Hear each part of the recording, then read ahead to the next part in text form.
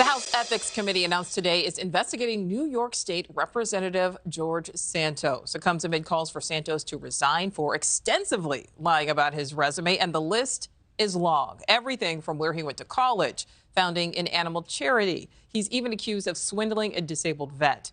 Now the Ethics Committee says it will set up an investigative subcommittee, but their specific focus is whether Santos engaged in unlawful activity during his 2022 congressional campaign. Let's bring in Niall Stanage, White House columnist with our partners at The Hill. Niall, great to see you. As you know, this is a House committee, the House notably controlled by Republicans. Talk about how big of a deal it is that they are proceeding with an ethics investigation into one of their own, especially when we know that the majority is still rather slim.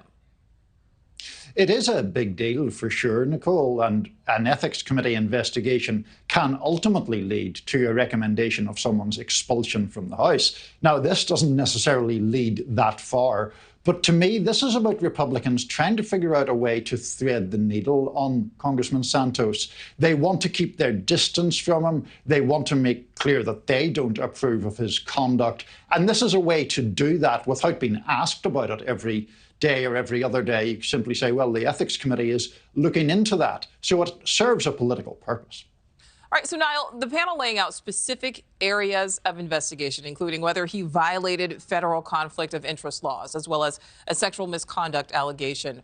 Why those specific areas when we know the list of lies? We went through them at the top of this. Santos himself has confirmed many of these are lies. Why, when that list is so much longer, why these specifics?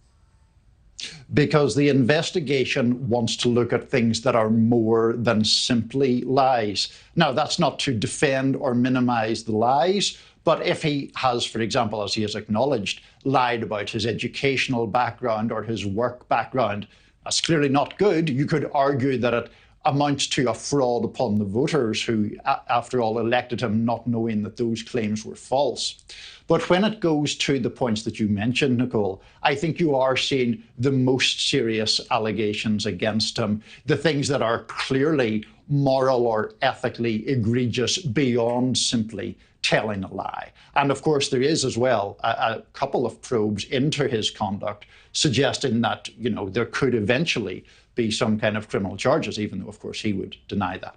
All right, really quickly now, what is the end game here? Does it end with Santos being censured, with him being removed?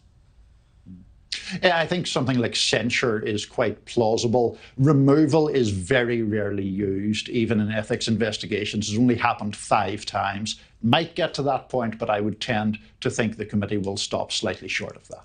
Thank you for watching. Go to newsnationnow.com to find NewsNation on your television provider. And don't forget to click the red subscribe button below to get more of NewsNation's fact-driven, unbiased coverage.